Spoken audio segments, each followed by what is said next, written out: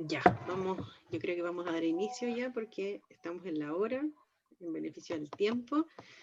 Bueno, quiero darles la bienvenida y bienvenidas a todos los que están hoy día presentes, que se han sumado a esta actividad.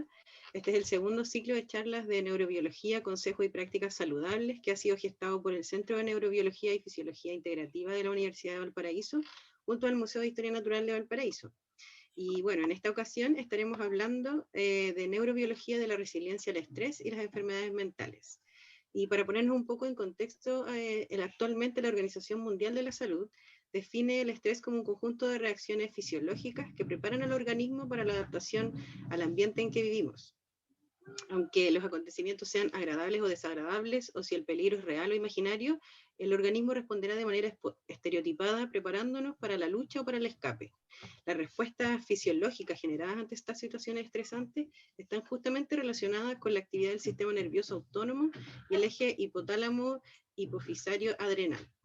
El concepto de la resiliencia, por su parte, se viene estudiando aproximadamente desde los años 70 y es justamente, se entiende como la capacidad del ser humano para hacer frente a la adversidad de la vida, a superarlas y ser transformada de manera positiva ante ellas. Y en los últimos años este concepto de la resiliencia al estrés ha alcanzado una gran relevancia en la neurociencia. En el marco de las investigaciones de epidemiología social, se ha observado que no todas las personas que son sometidas a situaciones de riesgo sufren enfermedades o padecimientos de algún tipo, sino que por el contrario hay algunas que superan las situaciones y hasta salen fortalecidos de estas. Y en base a esto se ha descubierto una serie de factores característicos de las personas que pueden actuar como factores de protección, de riesgo o también de vulnerabilidad. Y también, bueno, se sabe que existen diferentes aspectos biológicos y estructurales cerebrales que implican esta resiliencia al estrés. Antes de presentar al charlista, quiero recordarles que para el buen desarrollo de la charla, les vamos a pedir que mantengan los micrófonos apagados y que puedan consignar sus preguntas a través del chat durante la charla para poder plantearlas al final cuando viene la ronda de preguntas. Y bueno, sin más preámbulo, quiero presentarles a quien nos acompaña hoy día. Es el bioquímico de la Universidad Austral de Chile y doctor en Ciencias Biomédicas de la Universidad de Chile. Es profesor titular de la Universidad de Valparaíso y dirige justamente el Laboratorio de Neurobiología del Estrés en la Facultad de Ciencias de la Universidad de Valparaíso. Queremos dar la más cordial de las bienvenidas al doctor Alexis Dagnino. Bienvenido y le cedo la palabra para iniciar. Ya, gracias, gracias. Voy a compartir mi pantalla. A ver, ahí. No sé si la ven bien. Sí, se ve. ¿Se ve bien? Ya, primero, bueno, agradecer la invitación, agradecer la oportunidad de hacer esta charla de divulgación científica. Bueno, es una gran oportunidad también de acercar lo que uno investiga en el laboratorio a la comunidad. Entonces, como es una charla más de divulgación científica, probablemente va a carecer de muchos términos científicos, pero la idea es que sea lo más entendible por todos los que están escuchando. También agradecer a las personas que están asistiendo por darse la oportunidad de estar en esta charla. Eh, bueno, el tema que yo investigo está extremadamente cercano a la realidad que estamos viviendo, obviamente cada uno en sus contextos de vida. Eh, la pandemia de COVID nunca se pensó que iba a traer un amigo en realidad a nuestra vida, que en el fondo el hecho desde, bueno, en China el 2019 y a comienzos del 2020 en Europa y después en marzo acá en nuestro país, en Sudamérica, esta pandemia cambió completamente nuestro sistema de vida y atacó algo esencial que tenemos los seres humanos. Como cualquier mamífero, nuestro comportamiento social es fundamental para la vida de nosotros. Nuestro cerebro está programado para vivir en sociedad. Entonces, obviamente, al distanciarnos socialmente, eh, todo nuestro estilo de vida cambió en diferentes contextos. Bueno, los que tienen niños chicos, trabajar en casa, qué sé yo, más encima rendir como, como ayudar en lo que es el aprendizaje de los niños, o otros que tienen otro tipo de problemas, por ejemplo, económicos. Cada uno está viviendo la pandemia y el distanciamiento social a diferente escala, pero cada una de esas cosas aumenta el nivel de estrés en nuestras vidas. Y aparte del distanciamiento social, la pandemia nos hizo convivir más fuerte con el peligro, con el miedo, principalmente porque tenemos un virus que puede estar en cualquiera de nosotros y causa la muerte de las personas y ya uno lo observa en la televisión. Ya, Eh, ya me quedo ahí. ahora, eh, el punto es que uno piensa, Ah,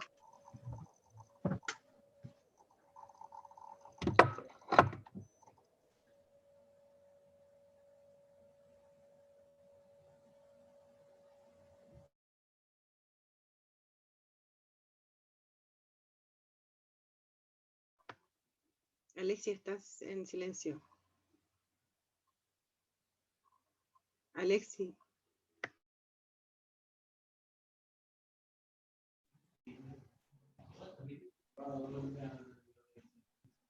Alexi, ¿escuchas? Se desconectó. Espera. audio. ¿Ahí me escuchan? Ahí sí. Ahí Sí, está. ahí sí. Sí, me avisan nomás porque yo como entro en modo pantalla. Bueno, no sé a dónde quedé, pero lo más importante es que lo más probable es que nosotros vamos a tener que seguir conviviendo con el miedo de la pandemia durante muchos años. La probabilidad de que salgan nuevas variantes en Brasil o en India y que sean resistentes a las vacunas, ese es algo real, ¿ya? Y nuestro estilo de vida cambió en el aspecto que el distanciamiento social lo vamos a tener que mantener por muchos años. Entonces, eso lleva a esta palabra estrés. Y yo sé que después de un año de pandemia es muy fácil entender lo que yo estoy hablando porque yo lo estoy viviendo en mi casa, ¿ya? Y cada uno de ustedes a diferente escala lo están viviendo, a diferentes edades. Y es un problema real, cercano con lo que estamos padeciendo en este momento. Y ahí viene el primer punto de esta historia. ¿Cómo llegamos nosotros a afrontar el estrés de esta pandemia? ¿Ya? Porque cuando yo me enfrento al estrés, cuando me enfrento al peligro, eh, no es igual en cada persona, ¿ya? Sino que la manera de cómo nosotros afrontamos el estrés depende de nuestras experiencias de vida. Nuestro cerebro se va remodelando desde desde que estamos en el vientre materno hasta el día de ahora, todos los circuitos que regulan la respuesta al estrés se van remodelando en el tiempo. Y como cualquier sistema biológico, a veces ese entrenamiento puede generar un buen funcionamiento de nuestra respuesta al estrés y tener un afrontamiento muy bueno al estrés y adaptarnos, pero otras personas son más vulnerables al estrés. Y ahí tenemos un problema como país, porque antes de la pandemia y antes del estallido social, el, eh, nuestra salud mental, producto de los altos niveles que tenemos los chilenos, era un problema de salud pública importante en Chile. Algunas enfermedades relacionadas con el estrés, como la depresión, eran objetivos sanitarios, ¿ya? La salud mental de nosotros los chilenos y chilenas era una de las peores del mundo antes de entrar a la pandemia. Si ustedes vayan a cualquier estudio que se haga en Chile o de la OMS o la Organización Panamericana de la Salud, la mayoría de las prevalencias de estas enfermedades mentales relacionadas con el estrés en Chile eran de las más altas del mundo. Y luego lo que se sabe con el avance de la pandemia, el estrés que estamos viviendo los chilenos ha llevado a ese problema a nivel máximo. ¿Ya? Hay estudios que se han presentado hace poco, que yo he estado en algunas charlas, y ese es un problema, el problema de salud mental, producto del estrés que estamos viviendo, nos va a acompañar también por años. Ahora, uno dice, ¿por qué nosotros los chilenos tenemos tantos problemas Carasto de quiere salud que lo mental? escuches conmigo. ¿Aló? ¿Me escuchan? ¿Sí? Sí, sí. Sí, se escucha bien. Súper.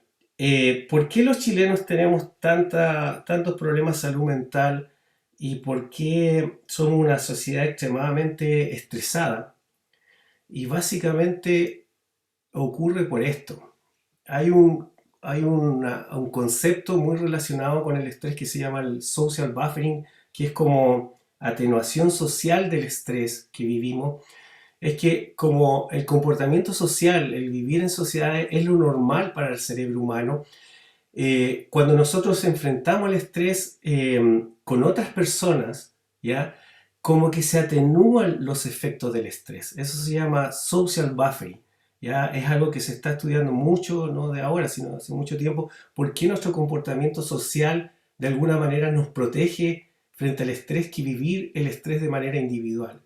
Y nosotros hace ya 30, 40 años, que en realidad el estilo de vida de nosotros los chilenos tiende al individualismo. Y vivir el estrés de manera individual hace más vulnerable nuestro cerebro al estrés que estamos viviendo.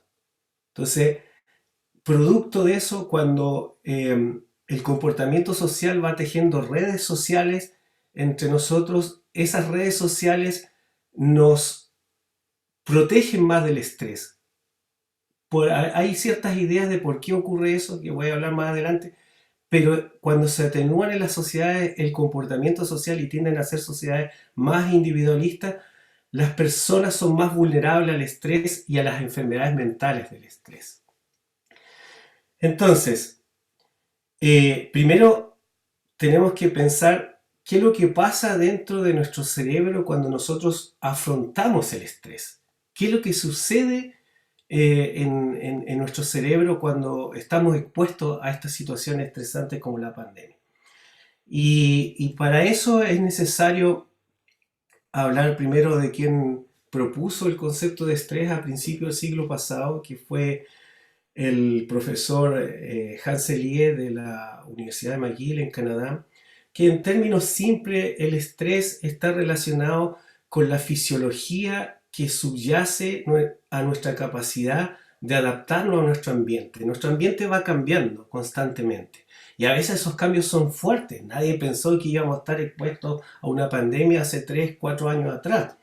Pero la evolución es así. Cada cierto tiempo hay desafíos ambientales muy fuertes que nos exige a nuestro cerebro adaptarse a esa situación. Y a pesar de que Hans Selye publicó esto el año 36, es muy adaptable a lo que estamos viviendo ahora. Básicamente, él dijo que cada ser humano que enfrenta situaciones estresantes o traumáticas en su vida responde de 3 maneras, en 3 estados. Y lo denominó síndrome general de la adaptación. Acá está la resistencia al estrés y en el tiempo. Cuando nosotros estamos en equilibrio con nuestro ambiente, eso se conoce como homeostasis. Pero llega un estresor como la pandemia y activa ciertos sistemas del cuerpo, como el sistema nervioso simpático, que prepara a nuestro organismo para enfrentar el estrés. Ustedes siempre cuando se ponen en peligro van a sentir que su respiración aumenta la frecuencia y van a sentir que su corazón late muy fuerte. No hay ninguna persona que cuando experimenta el estrés es capaz de controlar su sistema nervioso autónomo. Entonces, esos cambios fisiológicos que originan principalmente las catecolaminas, la noradrenalina, empiezan a preparar nuestro cuerpo para enfrentar el estrés.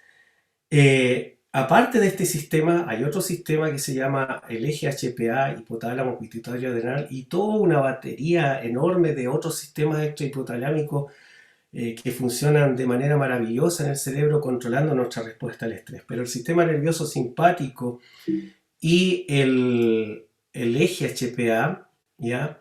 Que está formado por un área del cerebro, ¿ya? Este es el eje hipotálamo pituitario adrenal.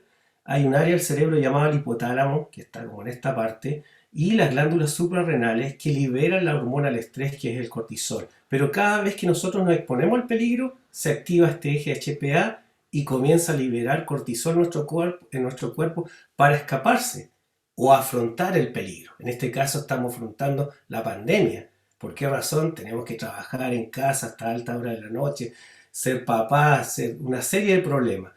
Pero estas áreas, en este caso la amígdala, es un área en el centro del cerebro que detecta estos peligros y que trabaja con otras áreas del cerebro relacionadas con el aprendizaje y la memoria, como es el hipocampo. Esta área tiene que ver con la consolidación de memorias episódicas en nuestra vida. Este eje HPA y el sistema nervioso simpático de alguna manera funcionan cuando el estrés es más adaptativo. Nos podemos adaptar a las demandas ambientales. Pero a medida que este estrés va siendo crónico, por ejemplo, lo que estamos viviendo después de un año de pandemia, estas conexiones neuronales, estos circuitos neuronales que regulan nuestra respuesta al estrés, se van deteriorando. ¿Ya? Por un lado, van disminuyendo el número de contactos sinápticos, disminuyendo el número de neuronas, y eso empieza a hacer de que nuestro cerebro comience a ser más vulnerable a desarrollar enfermedades mentales relacionadas con el estrés, principalmente los trastornos del ánimo, como el trastorno depresivo, los trastornos ansiosos, y enfermedades neurodegenerativas como el Alzheimer y la demencia senil. En palabras más simples, es como cuando antes de la pandemia, ¿ya? Nosotros estábamos acostumbrados a nuestra vida, no estábamos acostumbrados a convivir con nuestro ambiente físico y ambiente psicológico al cual estábamos expuestos. Y el estrés básicamente que teníamos era adaptativo, nos adaptábamos a la realidad en general, a lo que estábamos viviendo. Es como que nuestro cerebro estaba conectado con nuestro ambiente, ¿ya? A través obviamente de los sistemas sensoriales nosotros percibimos nuestro ambiente. Pero llegó la pandemia y entramos en una situación de este estrés más tóxico que no es adaptativo, que es como que el cerebro se desconecta del ambiente que está viviendo. Por ejemplo, una persona que está pasando un episodio depresivo mayor, si bien está viviendo, si bien conversa con las personas, pero su cerebro está totalmente desconectado de la realidad emocional y física a la cual vive. La percepción del mundo cambia completamente. Y eso es lo que uno de alguna manera ve las manifestaciones conductuales de este tipo de enfermedades. No sé, los trastornos ansiosos, la exacerbación de la ansiedad o los trastornos depresivos, el ánimo bajo o la incapacidad de sentir placer. ¿Por qué el cerebro humano es extremadamente sensible a los cambios de los niveles de estrés que nosotros tenemos? Y eso ocurre principalmente porque en nuestro cerebro están los receptores de la hormona del estrés, que es el cortisol. Y estos receptores de esta hormona, que se llaman los receptores de glucocorticoide, se ubican principalmente en estas áreas que regulan nuestras emociones y regulan nuestra respuesta al estrés, como es la corteza frontal, el complejo amigdaloide o amígdala y el hipocampo. Por eso es que cada vez que el estrés se vuelve incontrolable en nuestro cerebro, estas áreas comienzan a dañarse. ¿Y cómo sabemos eso nosotros los humanos? Lo sabemos de estudios que se han realizado en grupos humanos que han sido expuestos a altos niveles de estrés, ¿ya? Y uno de los primeros estudios que hay sobre eso es estudios de neuroimagen que se realizaron con personas que estuvieron expuestas al terremoto de Japón el 2011, que fue un terremoto de grado 9, que la idea de este estudio era saber los efectos a corto y largo plazo del estrés generado por ese terremoto en el cerebro humano. Y se encontró que 3 meses después del estrés, algunas personas comenzaron a experimentar en la parte frontal de su cerebro una disminución del tamaño de la masa cerebral, una atrofia específicamente en la corteza orbitofrontal, que es un área que regula nuestra flexibilidad del aprendizaje y nuestra flexibilidad emocional. Por ejemplo, cuando nosotros vamos a un lugar y no se dan las cosas que uno quiere, nuestro comportamiento tiende a ser flexible y nuestras emociones ser flexible para adaptarse a esa situación. Esa área del cerebro regula esta función, lo mismo que la corteza cingulada anterior, que controla varias estructuras subcorticales límbicas que regulan nuestras emociones. Después de un año de haber sufrido el estrés, estas personas, el estrés generado por el terremoto del 2011 en Japón, se dieron cuenta que el daño cerebral producido por el estrés antes de desarrollar una patología psiquiátrica era muy grande en la corteza frontal humana, y otra área del cerebro llamada el hipocampo comenzaba a atrofiarse. Estas alteraciones en la corteza prefrontal, este deterioro de la masa encefálica de la corteza frontal, se correlacionaba con un aumento de la impulsividad y la agresividad en las personas que habían sido expuestas a este estrés violento del terremoto. Y el daño a nivel del hipocampo se correlacionó con disminución en la capacidad de almacenar memoria, especialmente de datos. Y eso se reflejaba en un deterioro en los trabajos que tenían estas personas. Después otro estudio relacionado con los efectos del estrés en los humanos vienen del 2001, de los ataques terroristas a las Torres Gemelas, en que esta área llamada el complejo amigdaloide, que es un área del sistema límbico que se diseñó en la evolución para detectar el peligro. Siempre lo explico en mis clases, que es como que si tuviéramos un semáforo dentro, en el centro de nuestro cerebro, que cada vez que hay un peligro en el cual se ve amenazada nuestra integridad, esta área del cerebro se activa. Y se dieron cuenta que las personas que fueron expuestos a este ataque terrorista de las Torres Gemelas en Estados Unidos dependió de la distancia que vivieron ese evento estresante en su vida. Si fue a 1,5 millas de distancia del ataque terrorista, a las personas se disminuyó la materia gris de esta área del cerebro, pero la funcionalidad de esta área se exacerbó, ¿ya? Eso se correlacionó con un aumento de eventos traumáticos relacionados con esta experiencia del estrés. Estos flashbacks que se vienen cuando hay personas que han vivido eventos traumáticos en su vida. Ahora, lo normal en nosotros los seres humanos es que todas las cosas que nos causan estrés, ¿ya? Problemas financieros, problemas del trabajo, todo esto antes de la pandemia, de alguna manera, cómo lo vivíamos en sociedad, en grupo, eso atenuaba los efectos del estrés. O sea, en general, los seres humanos, lo normal es ser resilientes al estrés. Lo anormal es que perdamos la resiliencia al estrés, y eso es lo que nos hace enfermar nuestro cerebro. Pero si a este cuadro lo vemos en el contexto actual, después de un año de pandemia, en el cual se ha deteriorado exactamente lo que nos protegía del estrés, que es el comportamiento social. Al vivir el distanciamiento social, nuestro buffer social, el social buffering, se va disminuyendo, y obviamente eso va haciendo de que nuestro cerebro, cada día que pasa en la pandemia, se haga más vulnerable al estrés y a desarrollar enfermedades mentales del estrés.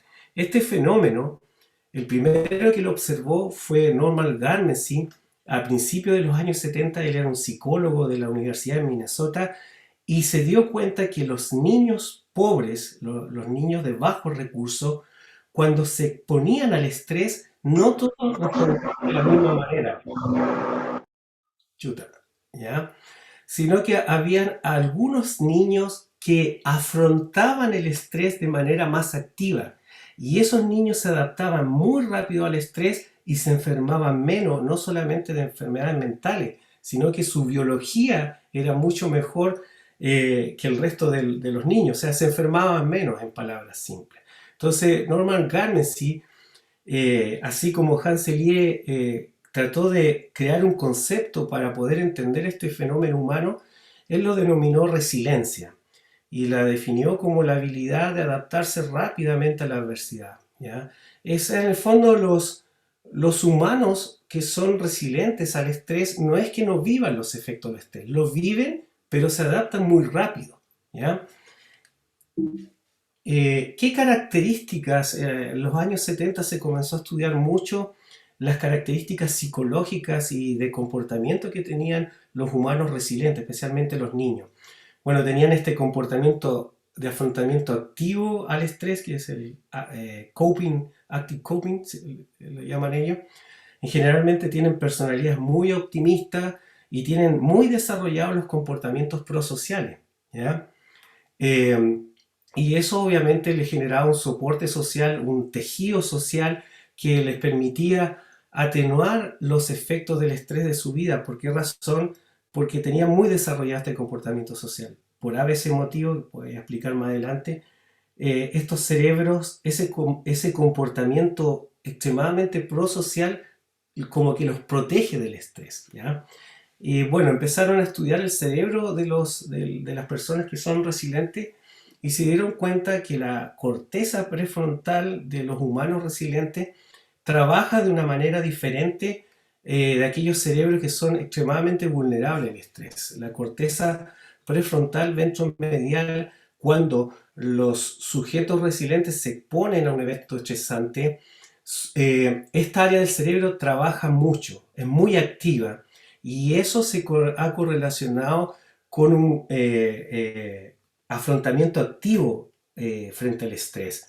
Mientras que las personas que son muy vulnerables al estrés, esta área del cerebro trabaja menos, desarrollan un tipo de afrontamiento al estrés pasivo.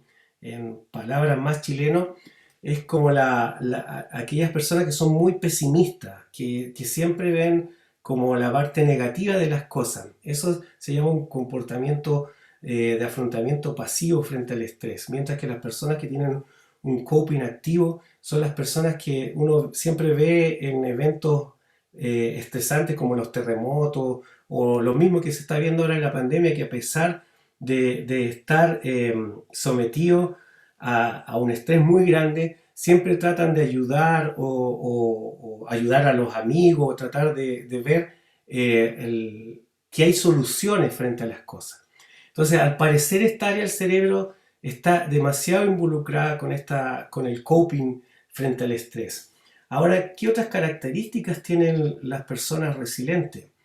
El sistema nervioso simpático, que cuando Hans Selye decía que nos exponíamos frente al estrés y lo primero que sucedía es que nuestro corazón comenzaba a latir más rápido y la frecuencia respiratoria comenzaba a aumentar, aquellas personas que tienen un sistema nervioso simpático que es menos hiperactivo al estrés, cuando las personas se enfrentan al estrés, en general estas personas son muy resilientes.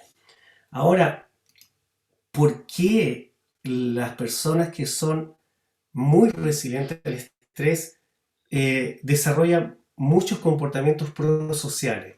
¿Ya? Son personas extremadamente empáticas. ¿Qué tiene que ver el comportamiento social con la resiliencia? Y eso ha sido un foco de investigación, yo creo que de estos últimos años fuerte. Este fenómeno que se encuentra no solamente en los humanos, sino en los roedores y en los monos. El comportamiento social es lo que se conoce que es como un reforzante natural, es como comer, como el sexo, los circuitos que controlan el comportamiento social son los mismos que regulan funciones básicas de la sobrevivencia de los seres humanos, la reproducción, el alimentarse. es lo que las drogas de abuso hackean y convierten al cerebro en adicto.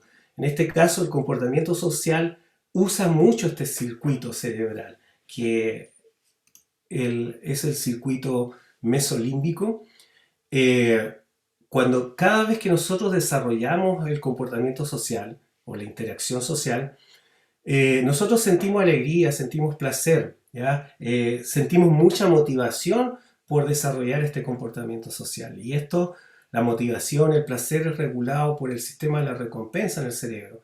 Es un sistema complejo, pero hay tres estructuras que se han estudiado mucho en la resiliencia al estrés, que es la corteza prefrontal, el núcleo accumbens, que está acá, y el área tegmental ventral. Y el neurotransmisor que hace funcionar este sistema es la dopamina. ¿Qué es lo interesante del estudio del sistema mesolímbico en la resiliencia al estrés? Es que se dieron cuenta que cuando desarrollamos el comportamiento social hay algunos péptidos, neuropéptidos en el cerebro que se llaman prosociales.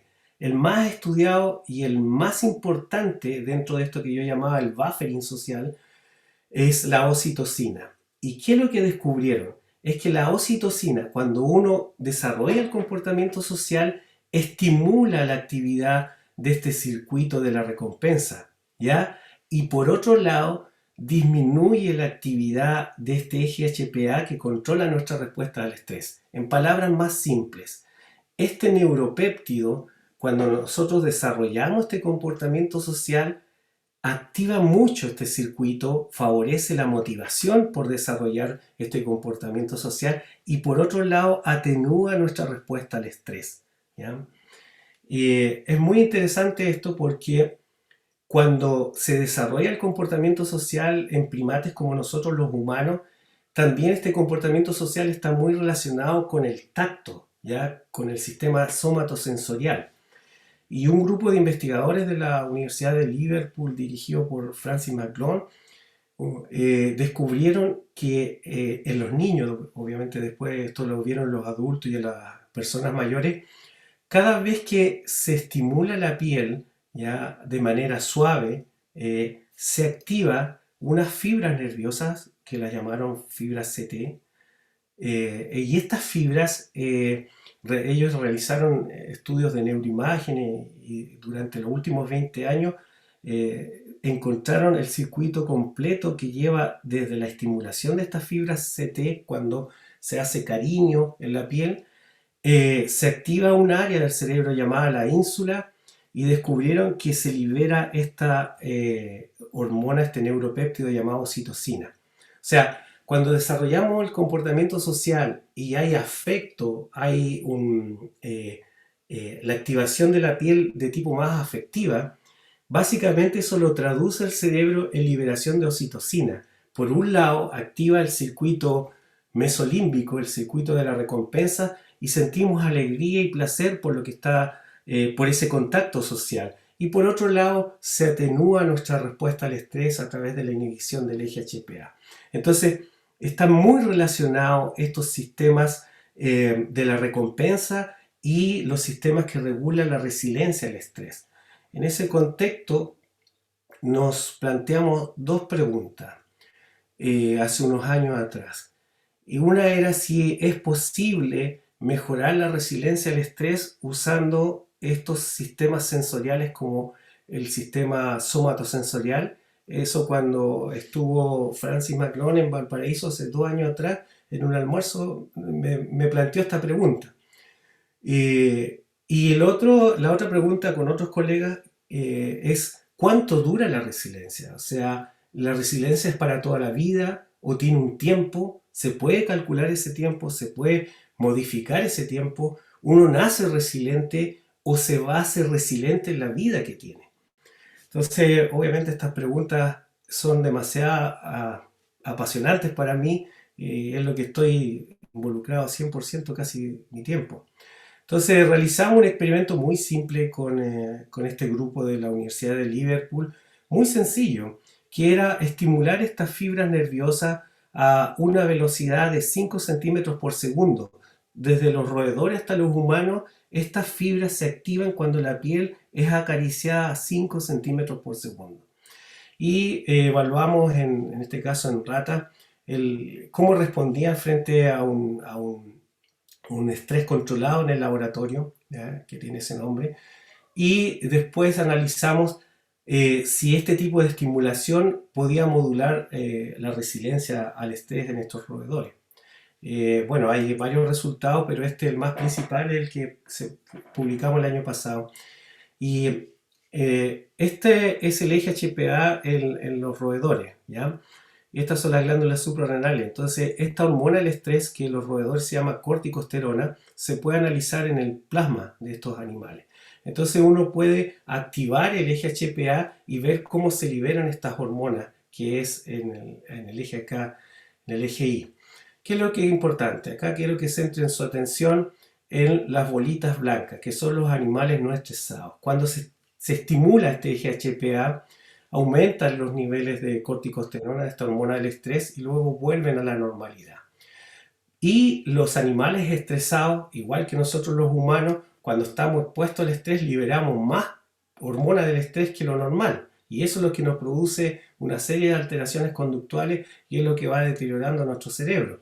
Pero estos animalitos que fueron estimulados en la piel a 5 centímetros por segundo, disminuyó o atenuó ese aumento de liberación de la hormona del estrés. El paper tiene varias figuras, pero básicamente este es el resultado más importante, porque esto demostró que usando un sistema sensorial como el sistema somatosensorial, es posible modular la hormona del estrés, ¿ya? Bueno, esta colaboración con este grupo inglés, aparte de los problemas de la pandemia, se ha profundizado, igual con otro colega. Ellos lo que están tratando de hacer bueno, allá en Inglaterra y en Valparaíso es tratar de reproducir estos estudios en humanos. Básicamente, a través de una colaboración con el profesor Wael de la Facultad de Ingeniería, ellos crearon un dispositivo especial para estimular la piel a esa velocidad. Y la idea ahora, bueno, con algunos colegas igual de la Santa María, de otras universidades, es tratar de reproducir este experimento en humano y ver en la saliva si se puede modular los niveles de estrés, de esta hormona del estrés en nosotros los humanos. ¿Qué es lo que es importante de esto? Es que se pueden crear tecnologías a bajo costo, muy aplicables en los hospitales. Como bien saben, los personal de la salud son los que más han sufrido el estrés en toda la pandemia porque han estado expuestos al constante peligro de estar trabajando en la UCI, y hay que crear tecnología, yo siento, muy rápido para que llegue especialmente a los hospitales, ¿ya? La segunda pregunta que nos planteamos fue en un almuerzo también con otro colega de la universidad, Juan Carlos Sáez, y su postdoc, el Iván, era eso de cuánto tiempo, me decía el Juan Carlos, me decía Alexis, cuánto tiempo dura la resiliencia del estrés. ¿Dura siempre? ¿Los animales resilientes son siempre resilientes o hay un tiempo? Entonces nos entusiasmamos con esa idea y empezamos a trabajar en calcular el tiempo que dura la resiliencia al estrés en las ratas. Y usamos un modelo que se llama estrés por derrota social, que es muy similar a lo que produce el bullying, ya tanto en los adultos como en los niños. El bullying es uno de los principales estresores sociales a los cuales estamos sometidos los humanos. Y los animales, al igual que nosotros los humanos, algunos son muy susceptibles, vulnerables a ese tipo de estrés y desarrollan comportamientos similares a la depresión, a la ansiedad, y mientras que otros animales expuestos al mismo estrés desarrollan un comportamiento muy resiliente, ¿ya? Entonces es posible estudiar este fenómeno tanto en humanos como en animales de experimentación.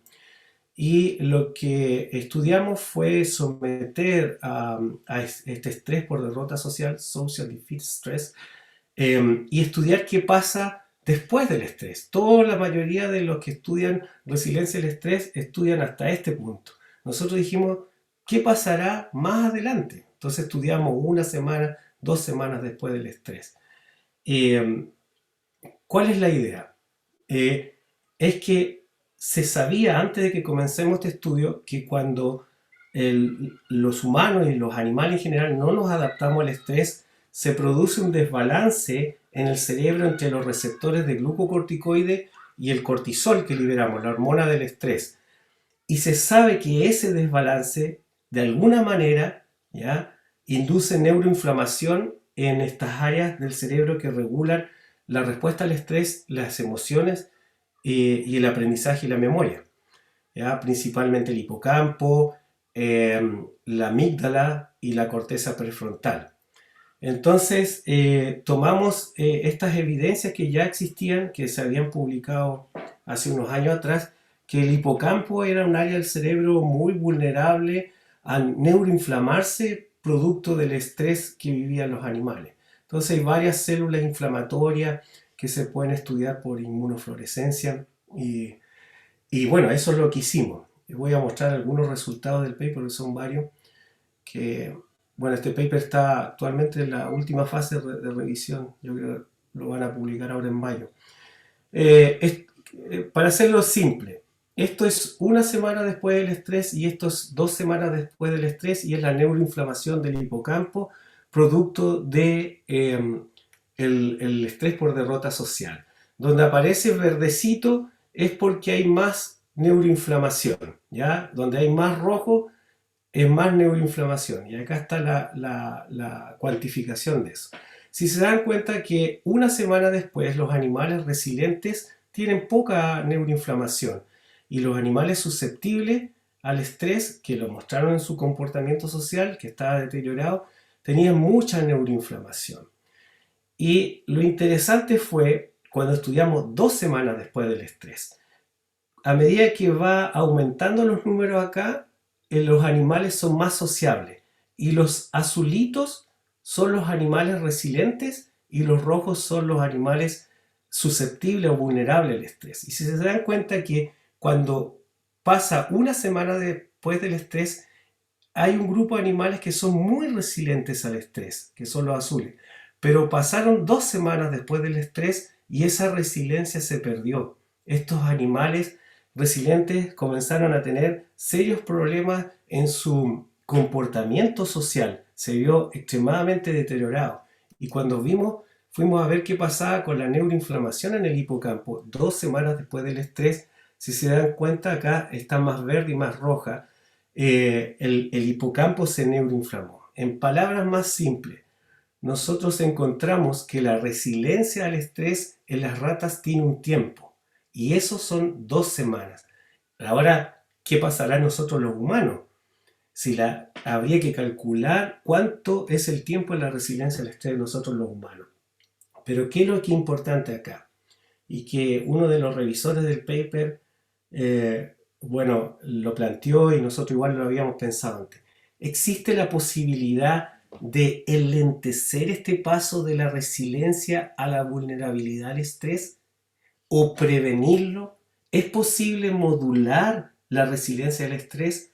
Entonces, obviamente acá tenemos que probar antagonistas de los receptores de glucocorticoide, algunos antiinflamatorios, qué sé yo, o lo que encontramos con este grupo inglés, que es posible, usando los sistemas sensoriales, atenuar o prolongar la resiliencia al estrés. Y eso es lo que estamos trabajando. Para finalizar, esto es lo que yo estoy proponiendo y es lo que yo estoy estudiando, y yo creo que voy a seguir estudiando por los próximos años, es que el comportamiento social y este social buffering y la resiliencia al estrés, esto está todo conectado en el cerebro, ¿ya? Es posible manipularlo desde diferentes puntos. ¿Por qué el comportamiento social se transforma en social buffering, en una atenuación de sentir los efectos del estrés? Principalmente, uno de los factores es que hay ciertos sistemas que se activan con el comportamiento social, como estas fibras City fibers se llaman, y la liberación de la oxitocina. Eso de alguna manera, por un lado, la oxitocina atenúa los sistemas que regulan la respuesta al estrés, o sea, el eje HPA, el sistema nervioso simpático, y lo convierten en resiliente, ¿ya? Y eso genera este active coping o afrontamiento activo al estrés, que es una característica del comportamiento de estos animales que suaviza los efectos del estrés y los hace de alguna manera recuperarse más rápido o adaptarse más rápido. Y eso es lo que nosotros conocemos como resiliencia al estrés. Y cómo esto se relaciona con las mismas estructuras que regulan nuestro comportamiento social. Es que este circuito mesolímbico, el BTA, el núcleo accumbens, cada vez que uno genera resiliencia al estrés, produce ciertos efectos plásticos de neuroplasticidad en este sistema, que es el que favorecería que las personas o los animales sean muy sociables, muy empáticos. Y esos rasgos de la personalidad convierten este ciclo virtuoso. Y es lo que yo siento que es posible manipularlo con algunos tipos de nuevos fármacos o con algunos cambios en la psicoterapia, pero yo veo que aquí hay un blanco farmacológico y un blanco terapéutico muy grande para todos los problemas de enfermedades mentales que se van a producir y que se están produciendo por los efectos del estrés. Yo no sé si tengo más tiempo, hay un video que quiero mostrar chiquitito, pero yo creo que hasta aquí está bien mi presentación. No sé si cómo ando en tiempo. ¿Se escucha? ¿Se escucha? ¿Me escucho? Sí, Sí, Alexis, si quieres, yo creo que sí. yo creo que ahí está bien. Sí, Sí, la idea está es bien. Ya. lo más importante, el mensaje yo creo que llegó a cada uno de los que me estaban escuchando, que es posible manipular la resiliencia al estrés, es posible prolongarla en el tiempo, es posible mejorarla. Eso me tiene a mí muy contento desde un punto de vista neurobiológico, que es lo que yo trabajo, y la traslación a la clínica que veo de lo que estamos investigando. Muchas gracias, Alexis. Bueno, en el chat han consignado solamente agradecimientos, felicitaciones por la charla, la presentación. Ahora yo quería preguntar si, o sea, a ver si los asistentes tienen alguna pregunta para hacer, para que nos podamos... A mí me surge una igual, no sé si la puedo hacer al tiro patudamente, disculpen. Mejor, aprovechemos Pero el tiempo para igual. iniciar, para que todos se motiven, o sea, cuando hablaste de los niños y de, bueno, hice la asociación respecto a que, bueno, el comportamiento social que tenemos como seres humanos, ¿cierto? Es necesario como soporte, creo yo, para esta resistencia, ¿cierto? ¿Y qué pasa con los niños que en este momento, por ejemplo, yo tengo un niño de 3 años y no ha podido ir al jardín, entonces ese roce social o eso que viene, que tú decías al inicio que comienza desde el vientre, ¿cierto? Va a haber como un vacío entonces en muchos niños en el mundo respecto a esta parte social que no han tenido desde el 2020. ¿Tendrá quizás Sí, repercusiones en el sentido de que a lo mejor van a ser menos tolerantes, como mencionaba un poco ahí, se me fue la palabra que mencionaste, que era como más negativo, ¿no? Pero fue otra palabra la que claro, utilizé. son más susceptibles o vulnerables al Eso, estrés. más vulnerables. Esa pregunta siempre sale en las charlas que yo doy o en las entrevistas que a veces me hacen. Es que en el fondo, obviamente, el estrés no nos afecta por igual en diferentes etapas de nuestra vida. En la niñez, como está menos desarrollada la corteza frontal, el cerebro de los niños es mucho más vulnerable a los efectos del estrés, ¿ya? Por la naturaleza del cerebro. Y cuando uno llega a la etapa más de la vejez, ¿ya? Los sistemas del estrés, especialmente la glándula suprarrenal, es una de las primeras glándulas que envejece muy rápido y se libera más cortisol que cuando uno es adulto. En el fondo, el cuerpo es más reactivo al estrés. Entonces, ¿quiénes son los que están sufriendo más el estrés de la pandemia en este momento? ¿Ya? Son los niños y son las personas mayores. ¿Ya? Es más aún, las enfermedades mentales más prevalentes en estos dos grupos etarios son las enfermedades relacionadas con los trastornos del ánimo. Siempre se relaciona a la tercera edad con el Alzheimer y la demencia, pero la depresión, que es una enfermedad muy relacionada con el estrés, es la enfermedad psiquiátrica más prevalente en los adultos mayores actualmente, ¿ya? Eso tú hablas con cualquier adulto mayor, yo por cosa familiar, bueno, mi papá tiene 76 años, también hay algunos vecinos acá que tienen personas mayores, y yo veo, no solamente por los estudios que yo he leído, sino que veo en la realidad cómo a ellos les afecta más el estrés y este tipo de enfermedades que la misma demencia o otras enfermedades. Y entonces, ahora, como yo decía, hay que entender, para entender el estrés y para entender la resiliencia al estrés, lo primero hay que asumir es que nuestro cerebro está programado para vivir en sociedad. ¿Por qué razón? Ese social buffering que yo digo, ese buffer social, es extremadamente, es lo que de alguna manera como especie humana nos mantuvo en la evolución. No solamente el trabajar en grupo nos hace tener ciertas ventajas evolutivas, pero básicamente empezamos a vivir en grupo porque eso atenúa los efectos del estrés que estamos viviendo. Entonces, lamentablemente la pandemia atacó exactamente una cosa fundamental de los seres humanos, que es el comportamiento social, que esto que yo decía, que es un reforzante natural, es como dejar de comer o como dejar del sexo y no reproducirse. O sea, algo fundamental para la vida. Entonces, el punto es cómo nosotros vamos a paliar eso.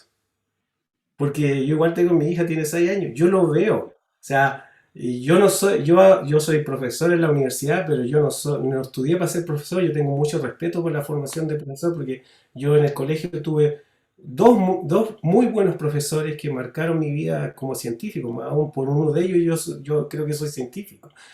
Que en el caso del aprendizaje, yo no soy experto en aprendizaje, yo lo único que sé que cuando yo tengo empatía con los alumnos, ellos me entienden y sé cómo trabaja el cerebro en ese contexto.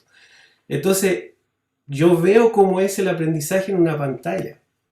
Yo veo a esa edad, yo veo que la carga académica no baja. Entonces, eh, es algo que forzosamente llegó, ¿ya? ¿Qué podemos hacer? Yo creo que ahí uno tiene que viajar a la esencia del estrés, que es, obviamente, si son familias, tienen 1, 2 hijos, 3 hijos, yo sé que cuesta tener un comportamiento social normal o bueno después de un año de pandemia. Si eso yo igual lo vivo, ¿ya? Pero hay que trabajar. Si no, mi mensaje es, si yo no trabajo en eso, las consecuencias que voy a tener para los próximos años son a gran escala. Y yo lo que siento es que hay que trabajar la parte de los sistemas sensoriales, hay que trabajar, obviamente que no puedo avanzar tan rápido en la investigación, pero yo estoy seguro que la resiliencia del estrés se puede manipular. Y eso yo creo que esto nos va a hacer acelerar ese conocimiento. Quiero terminar con esta frase, que la he aprendido de cuando he dado charlas a psiquiatras. Muchos me han dicho que en la experiencia clínica saben no lo que yo estoy diciendo, pero también uno va creando soluciones frente a eso sin saber el trasfondo neurobiológico. Pero de repente uno empieza a crear cosas y que intuye que van a servir en esta situación anormal y comienzan a servir. Entonces, bueno, ahí yo siempre hablo de, por ejemplo, esto de la piel, es algo que no es caro, ya, que se pueda dar. Alexi, Sí. perdón, es que te quería interrumpir porque justamente, bueno, nos habían hecho esa pregunta de qué recomendaría para aumentar la resiliencia, que es como un poco lo que comentaste recién. También quería destacar a Eduardo Augusto, que mencionó que le parece revelador para las personas mayores el componente social y cómo este constituye un mecanismo protector al desarrollo de enfermedades mentales, que fue justamente también lo que mencionaste recién. Y bueno, y hay otras consultas, te puedo consultar unas poquitas, yo sé que estamos cortitos, como justos de tiempo, pero para aprovechar de hacer unas consultas, menciona una pregunta, ¿cuál es el nivel de agresividad que puede producir el estrés y cuál es el límite para entender que se encuentra dentro de la normalidad? Discúlpame un poquito, voy a solucionarlo. Un tema técnico, ya, dale, dale, no te preocupes. Bueno, quiero agradecer a todos los que han escrito por estar aquí, por mantenerse durante toda la charla. La verdad que ha sido una excelente charla. También reveladora, como mencionaban ahí respecto al tema social y como reforzar un poco lo que decía Alexis al final, que el tema de la piel, el tema del cariño, del afecto, es gratuito, Ya, es gratuito y lo podemos reforzar diariamente en la familia, con los niños, con las parejas. sí, Ahora si quieres claro. retomar, yo estaba un poco reforzando Sí, lo que me dice nomás la pregunta que no alcancé a escuchar. te menciona. Dice, ¿cuál es el nivel de agresividad que puede producir el estrés y cuál es el límite para entender que se encuentra dentro de la normalidad? Ah, sí, sí. Eso es, por ejemplo, la pérdida de vínculos sociales. ¿Ya? Hay personas que son más sociables y hay personas que no son tan sociables. Y cuando obviamente se sale de los rangos normales, entramos al plano patológico. Qué sé yo. Y cuando uno empieza a perder vínculos sociales que normalmente los tenía uno en el tiempo, ese es el mejor indicador que estoy, producto del estrés que estoy viviendo, me está afectando ya demasiado. Porque uno siempre puede echar la culpa de decir, ah, no, no me llamaron aquí o allá, pero hay vínculos sociales no sanguíneos, ¿ah? Pueden ser de amistades, de infancia y todo eso. Y ese yo siento que es un indicador de que la cosa está mal. De que uno tiene, en el caso de la resiliencia al estrés, uno tiene que estar preocupándose. Es como regar una plantita. ¿Ya? Entonces, obviamente uno no se da cuenta a veces cuando es más agresivo o más o tiene problemas de memoria. Los de memoria se empiezan a dar cuenta cuando no rinden el trabajo. Pero a veces la impulsividad, el exceso de impulsividad o pérdida de capacidad de que nuestro comportamiento se hace menos flexible, menos adaptativo, por ejemplo, lo que estamos viviendo, a veces uno cuando está con menos gente no se da cuenta, pero ya cuando se empiezan a perder vínculos sociales fuertes, es ahí donde hay que darse cuenta o poner ojo. Perfecto. Hoy hay una pregunta muy interesante que hace Eugenia. Bueno, se ¿Sí? suma a los agradecimientos por la charla muy buena y dice, ¿cuál será el rol de las mascotas ante la resiliencia del estrés? Sobre todo en estos momentos que particularmente muchas personas viven solas. Sí, bueno, yo dentro del laboratorio que yo dirijo he tenido varios médicos veterinarios y que han pasado por el laboratorio y he aprendido harto de mascotas, no de laboratorio, sino en general. Y resulta que todas las mascotas también tienen estas fibras CT. Inclusive la velocidad de estimulación de estas fibras para producir oxitocina la tienen todos los mamíferos. Entonces, lo que yo sé es que por un lado, cuando hay mascota, este efecto de atenuación del estrés, este buffer social, no solamente ocurre entre los seres humanos, también ocurre con las mascotas. ¿Ya? Eso es súper importante, pero yo insisto, no soy experto en veterinaria, en mascota, pero este fenómeno del buffering social ocurre en todos los mamíferos. Entonces, en el fondo, es algo aplicable de alguna Pero manera. en el fondo constituiría igual un mecanismo que ayuda, además del mamífero que tú le estás haciendo el cariño, a la misma persona que está ejerciendo esa acción de hacer cariño, por O decirlo así. lo que pasa es que el buffering social ocurre porque cuando tú estás expuesto solo al estrés, ese estrés te afecta más que si estuvieras con otra persona que te lleva bien, que tiene un vínculo social. Y si esa otra persona es un animalito, que tú tienes un vínculo emocional muy fuerte, ocurre el mismo fenómeno. Mientras más vivimos en sociedad con vínculos afectivos, eso atenúa el estrés que vivimos diariamente y nuestro afrontamiento al estrés se hace activo. Y ese afrontamiento activo es lo que genera la resiliencia, el estrés, que eso es lo normal en nosotros los seres humanos. Nosotros los seres humanos nos enfermamos mentalmente porque perdemos esa capacidad. No es lo anormal ser resiliente, es lo normal. Claro. Entonces, Bueno, acá mencionan la meditación, la actividad física, que puede contribuir a ayudar a mecanismos que nos protegen bio y psicológicamente. Hablan también de la abrazoterapia, que es fundamental en estos momentos, que en el fondo lo mismo que estás diciendo del roce, del acercamiento social, ¿cierto? Lo que está muy descrito es que cuando uno aprende a controlar la respiración, ¿ya? Eso tiene un efecto muy importante en la respuesta al estrés, porque cuando nosotros empezamos a respirar más rápido, eso lo hace el sistema nervioso simpático, que es como un brazo del estrés. Entonces, cuando yo aprendo a controlar mi respiración, de alguna manera se atenúa el efecto fisiológico se llama de la activación autonómica del estrés. Entonces, eso se sabe, el control respiratorio es fundamental. Y lo otro es lo que se han hecho varios experimentos de cómo yo poder manipular, obviamente con fármacos se puede hacer, pero sin fármaco, esa exacerbación de la actividad simpática del estrés. Y eso se sabe que se han hecho experimentos muy lindos en Japón, en Alemania, con ciertas piezas musicales, de que por ABC motivo, no se sabe también cómo, eso tiende a atenuar la actividad del sistema nervioso simpático. ¿Ya? Hay un experimento muy lindo que con unas piezas musicales los animalitos no saben de música, entonces no hay efecto placebo. Y cuando les tocan esa música no solamente disminuye la frecuencia cardíaca, sino que también tienden a quedarse dormidos. Entonces, el control respiratorio es muy importante cuando uno está estresado. Si uno logra controlar eso, da lo mismo por meditación o por cualquier ejercicio personal que se haga, si lo logra hacer, sí, va a tener efectos positivos. Gracias, Alexis.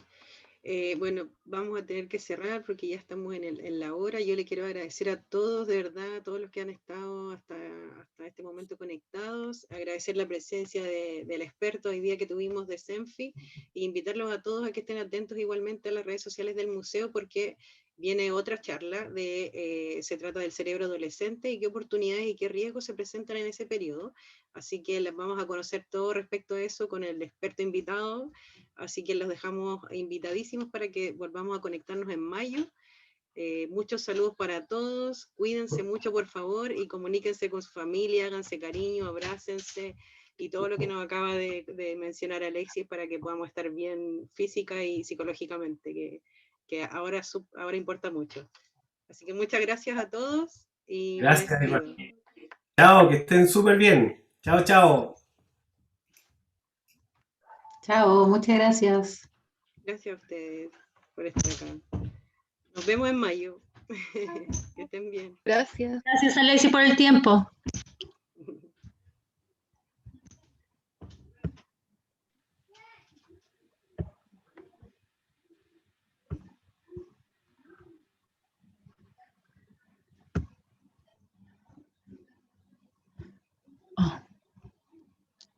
Anabel, llega vía correo para la próxima charla de mayo, también por correo, ya no hay que inscribirse Sí. más, ¿no? Sí, hay que inscribirse igual, pero le llega la información a su correo. O sea, ¿tenemos que reinscribirnos?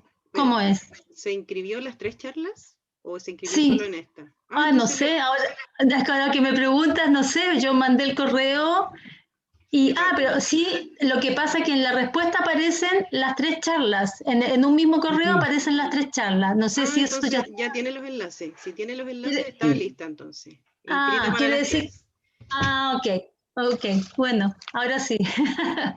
Gracias, que esté muy bien. Chao, Gracias a todos, gracias, que sigan bien. Gracias.